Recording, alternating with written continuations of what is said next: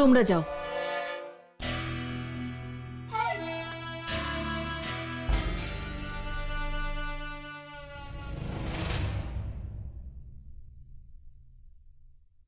প্রলেপ দেওয়ার আগে তোমার মনে যা কষ্ট আছে সেটা বলে ফেলো।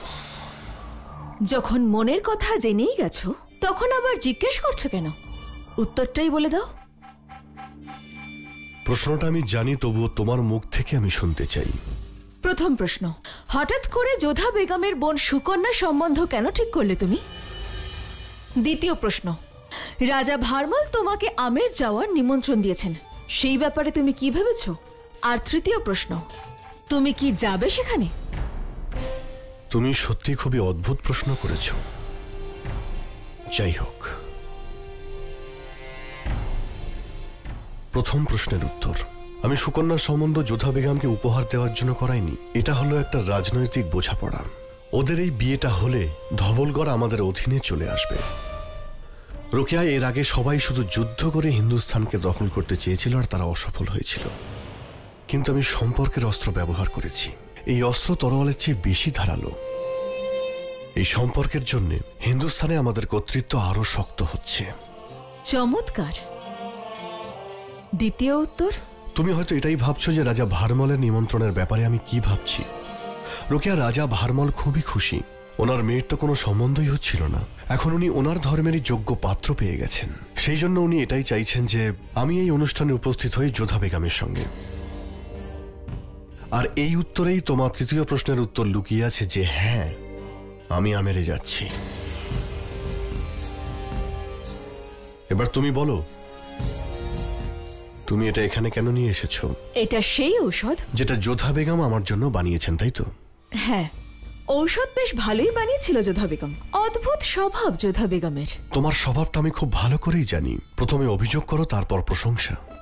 মাঝে মধ্যে তোমাদের বেগমদের বোঝা খুবই মুশকিল হয়ে যায় আমার জন্য। প্রত্যেক পুরুষের জন্য এক নারীকে বোঝা খুব কঠিনই বটে, কিন্তু এক বন্ধুর জন্য অন্য বন্ধুকে বুঝতে পারা নয়। আর আমি বন্ধু হওয়ার দরুন তোমাকে আমি কিছু বলতে চাই। না তুমি আমের যাবে, আর না আমি তোমাকে আমের যেতে দেব।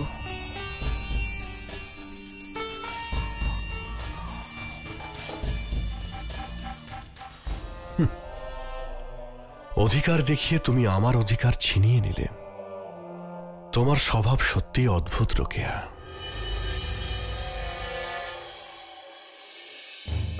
কথায় আছে রাতের পরেই দিন আসে, আর দুঃখের পরে সুখ আসে। এটাই হলো উপরওয়ালার নিয়ম। রাজামশাই, আপনার মেয়ের বিয়ের এই সুসংবাদে আপনাকে শুভেচ্ছা জানাচ্ছি। আপনার ইচ্ছে যে আমি আর আমার সমস্ত আত্মীয় স্বজন আপনার মেয়ের বিয়েতে উপস্থিত হই। এ বিষয়ে অনেক চিন্তা ভাবনার পর আমি সিদ্ধান্ত নিয়েছি আপনার এই নিমন্ত্রণ গ্রহণ করছি।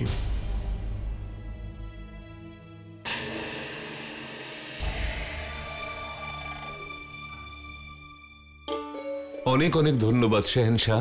আমাদের ওখানে বিয়েতে জ্যেষ্ঠা ভগ্নী আর ভগ্নীপতির উপস্থিতিকে শুভ মানা হয়।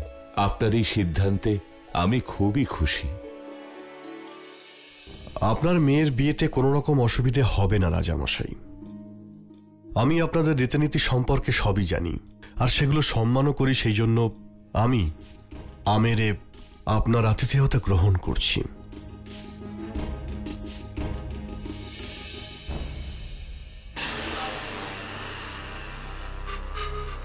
জালালের হলোটা কি?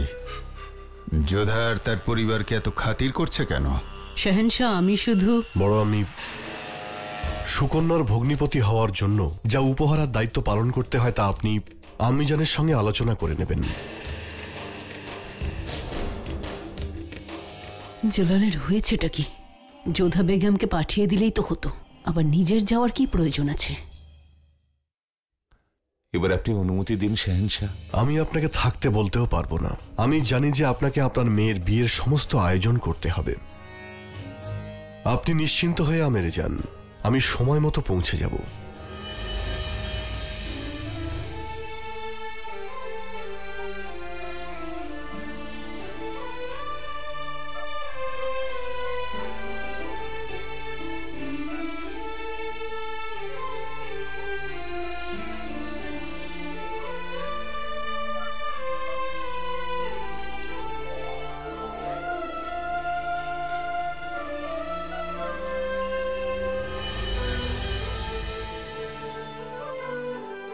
পরিবারের সবাইকে নিয়ে আমেরে যাচ্ছে। এ কি হয়েছে জালালের? রাজবংশীরা তো এরকম সুযোগেরই অপেক্ষায় থাকে, আর জালাল ওদের হাতে সেই সুযোগটা তুলে দিচ্ছে। জালাল যদি আমেরে যায় তাহলে হতেই তো পারে রাজবংশীরা কোনো ষড়যন্ত্র করবে। আজগর সাহেব, আপনাকে কিছু একটা ব্যবস্থা করতে হবে। সবেমাত্র বিপদ কাটিয়ে উঠেছে, আবার কোনো বিপদের মুখে ফেলতে পারি না। আদম, তুমি কিছু বলছো না কেন? আম্মি জান, আমার বলার কোনো প্রয়োজনও নেই, কারণও নেই। শাহেনশাহর সিদ্ধান্তই সবসময় মেনে নেওয়া হয়। কিন্তু এবার ওনার সিদ্ধান্ত বদলাতেই হবে আদম খান। আমি বোঝাবো শাহেনশাহকে। ঠিক আছে, তাই হোক। আমরা সবাই মিলে জালালকে বোঝাবো। আমি তো এটা বুঝতে পারছি না যে প্রত্যেকবার ও কেন নিমন্ত্রণগুলো গ্রহণ করে। কারণ বড় আমি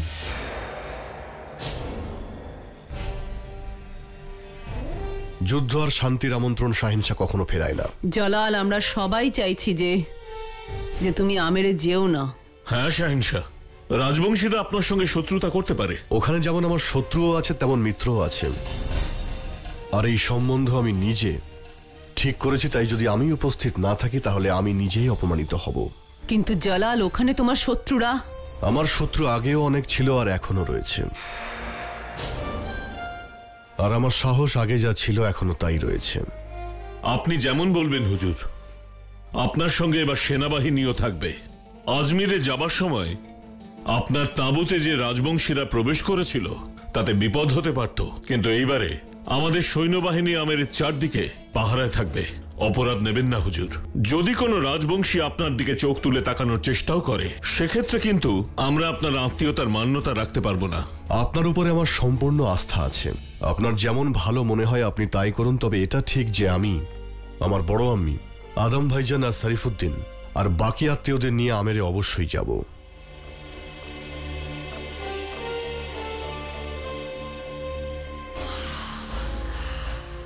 খুব ভালো আজগর খান সাহেব।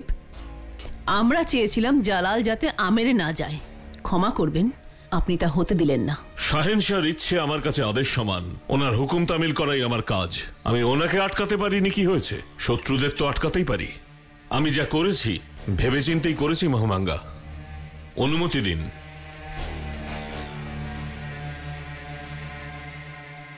তুমি এখনো কি চিন্তা করছো আদম? আম্মি জান, চিন্তা করা ছেড়ে দিয়েছি আমি। এবার করে দেখাবো, ভাববো না।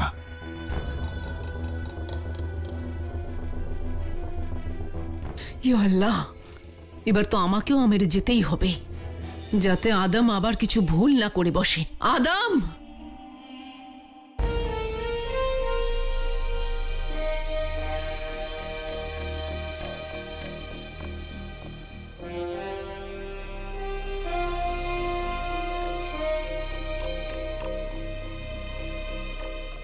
বাঘের আঁচড় কিন্তু সত্যিই সাংঘাতিক হয়।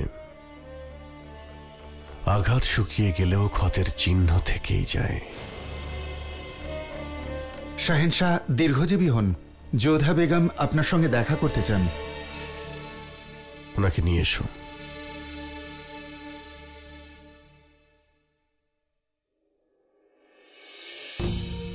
আমি আপনার সঙ্গে দেখা করতে চাইছিলাম, তার কারণ আপনি আমাকে আঘাত দিয়েছেন আর ঔষধ। তাহলে আপনি বলুন এই ক্ষতের চিহ্ন কি করে ঠিক হবে? আপনি সবাইকে নিয়ে আমির যাওয়ার সিদ্ধান্ত নিয়েছেন। ভাগ্য ভালো যে বাঘের আঁচড় সময়ের সঙ্গে সঙ্গে ঠিক হয়ে যায়, কিন্তু বাঘিনী হলে এই ক্ষতের চিহ্ন কিন্তু সারা জীবনেও ঠিক হতো না।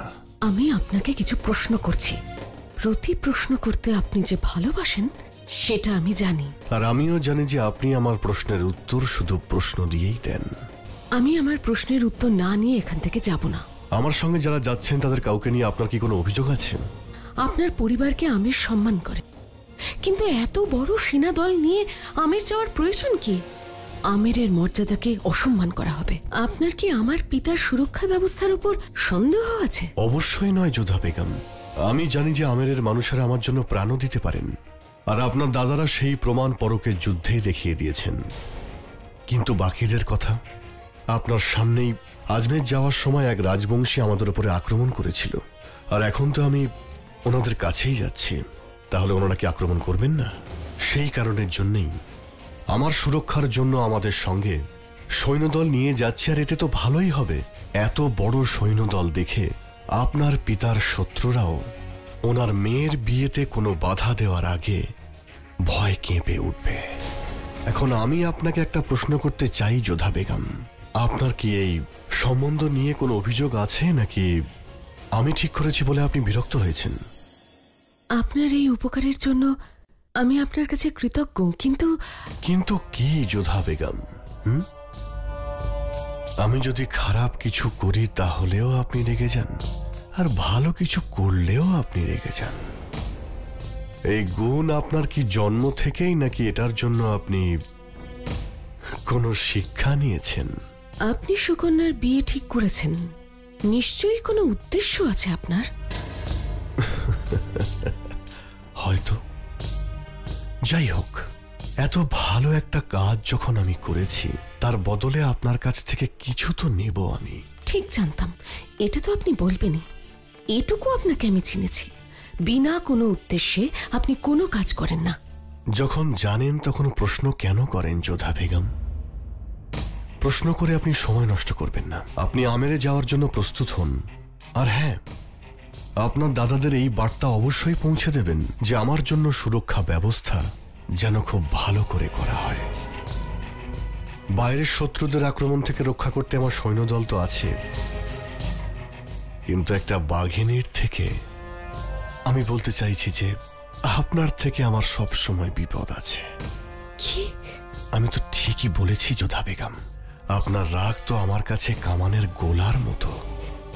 তরোয়ালের চেয়ে বেশি ধারালো আপনার কথা, তার চেয়ে বেশি ধারালো আপনার চোখের দৃষ্টি।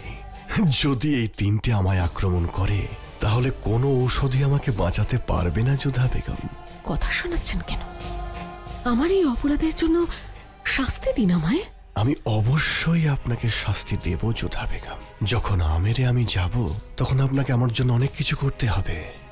আমি তো ভাবছি যে আমি প্রতিদিন আপনার হাতের রান্না খাবো। তবে এখন আমার এমনিতেও ঝাল খাওয়ার অভ্যেস হয়ে গেছে, কারণ আমার ঝাল খেতে অভ্যেস হয়ে গেছে।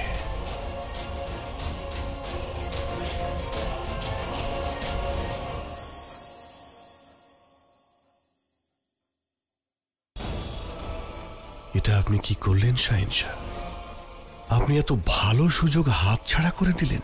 যদি আপনি চাইতেন তাহলে যোধা বেগমের হাত দিয়ে এই ঔষধ লাগিয়ে নিতেন। যাই হোক, এইরকম সুযোগ আমেরে অনেক পাব। আদাব বেগম রোকেয়া, আমি আপনার সঙ্গে একা কথা বলতে চাই।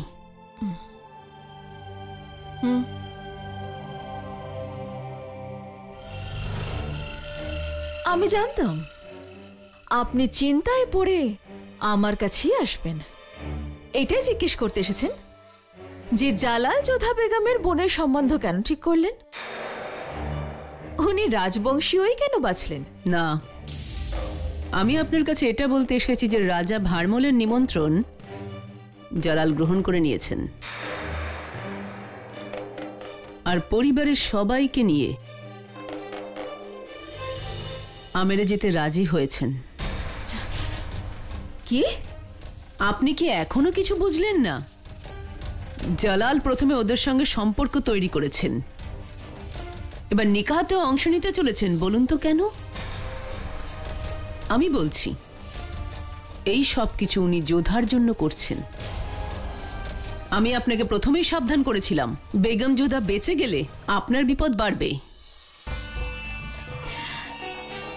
মাহাম, আপনি যোধা বেগমকে নিয়ে একটু বেশি চিন্তা করেন। আমি আপনাকে আগেই বলেছিলাম যে যোধা বেগমের যোগ্যতা আমার সামনে এক পিঁপড়ের চেয়ে বেশি কিছু না। আর আমিও আপনাকে তখন বুঝিয়েছিলাম, একটা সামান্য পিঁপড়ে যদি হাতির কানে ঢুকে যায়, হাতি কিন্তু উন্মাদ হয়ে যেতে পারে। বেগম রোকেয়া, আপনি কি কখনো ভেবেছেন জালাল আমেরে কেন যাচ্ছেন? উনি নিমন্ত্রণ কেন গ্রহণ করেছেন? কারণ ওটা বেগম যোধার জন্মভূমি। ওরা দুজন একটু একটু করে কাছে আসছে,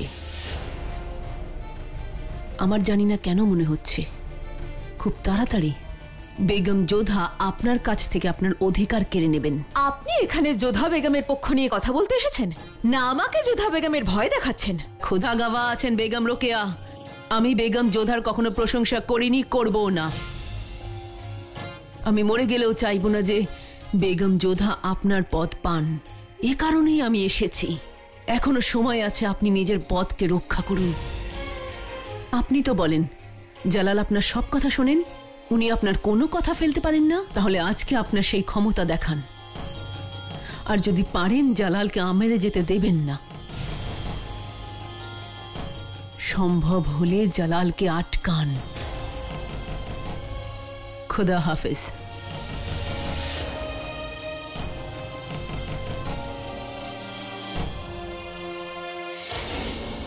তাহলে কেমন লাগলো পরিকল্পনা?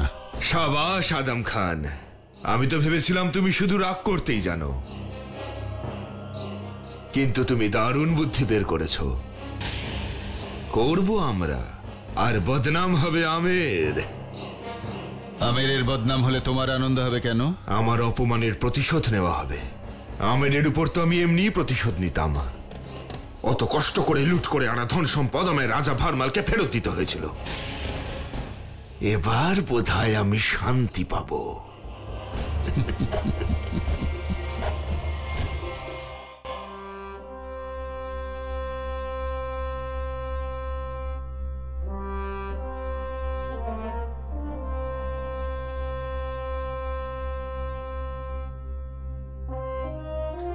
জালাল, সঠিক সময় এসেছ রোকেয়া। এই ডুবে যাওয়া সূর্যকে কি অপূর্ব লাগছে না?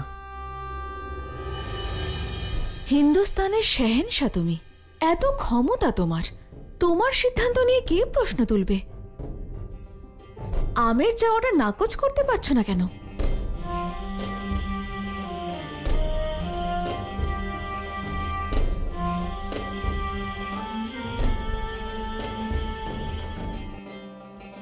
আমি খুব ভালোবেসে ফেলেছি যোধা বেগমকে।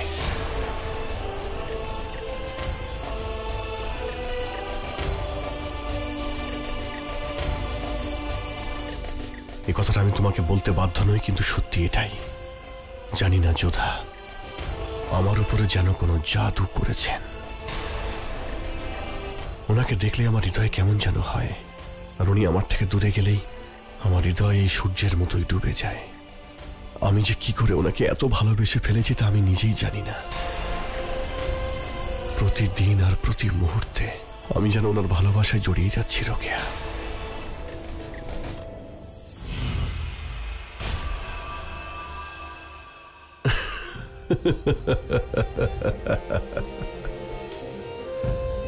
আজ প্রথমবার তোমাকে এত ভয় পেতে দেখলাম, আর এত অবাকও হতে দেখলাম রোকেয়া। জালাল, এরপর ভুল করেও তুমি এই কথা আমার সামনে কখনো বলবে না তুমি। আমি তো মজা করলাম রোকেয়া। আমি আত্মীয়তা রক্ষা করতে আমেরে যাচ্ছি না, কারণ একজন শাহেনশাহর কাছে আত্মীয়তা রক্ষা করার সময় থাকে না রোকেয়া। আমি তোমাকে আগেও বলেছিলাম যে আমি ওখানে শুধুমাত্র রাজনৈতিক উদ্দেশ্য নিয়ে যাচ্ছি।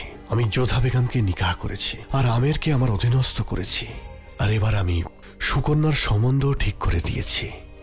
আমি চাই আমার সম্মান যেন ওদের কাছে আরো অনেক বেড়ে যায়। আমি যখন ওই বিয়েতে উপস্থিত হব তখন আমার আরো সম্মান বেড়ে যাবে। আমি আমেরকে জয় করেছি রোকেয়া, এখন প্রজাদের হৃদয়েও রাজত্ব করতে চাই। সারা জীবন ওরা কোনোদিন কোনো বিদ্রোহের কথাই ভাববে না। কিন্তু জালাল, তোমার যদি কিছু হয়ে যায় তাহলে? আমার কিছুই হবে না রোকেয়া। এই রাজবংশীয়রা তাদের প্রতিশ্রুতি আর নিজেদের সম্মানকে খুবই গুরুত্ব দেয়। ওদের ভগ্নিপতির কোনো ক্ষতি হতে দেবে না ওরা। আমি শুধু ওদের নত মস্তকগুলো দেখতে চাই। খোদাকে ধন্যবাদ। এক মুহূর্তের জন্য আমার মনে হলো যে তুমি যে আমি সত্যি যোধাকে ভালোবেসে ফেললাম কিনা, কিন্তু তুমি হয়তো এটা ভুলে গেছো। না আমার হৃদয় আছে, আর না কোনোদিন থাকবে।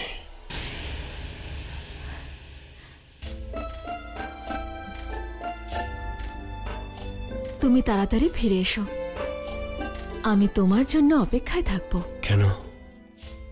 তুমি কি আমাদের সঙ্গে যাবে না? আমি তোমার সঙ্গে যে কোনো জায়গায় যেতে পারি জালাল, কিন্তু আমেরে নয়, কারণ ওই জায়গাটা যোধা বেগমের জন্মস্থান, আর আমি ওখানে শান্তি পাবো না। আর আমি ওখানে শান্তি কেন পাবো না সেটার কারণ তুমি ভালো করেই জানো।